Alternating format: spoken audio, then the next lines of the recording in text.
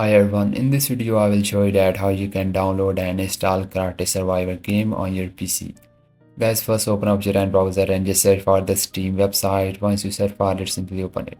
Here you will see the login option on the right hand top, so just click on this login option. Now here simply sign into account guys. If you don't have an account, then just create account on Steam. Scroll down, you will see the option of create an account, so just create account.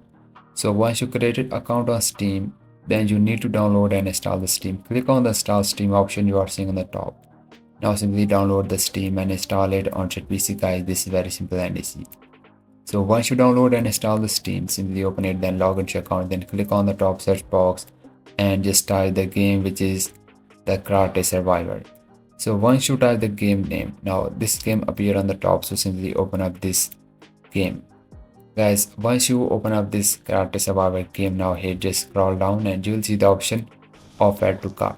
So just click on this option of add to cart. Now you'll see the option of view my card. Just click on this view my card option. So once you click on the view my card, then just click on this option of continue to payment. Now once you click on that, now here guys, simply pay with your PayPal or any other card you have. So once you pay the amount, now game was added to Steam library.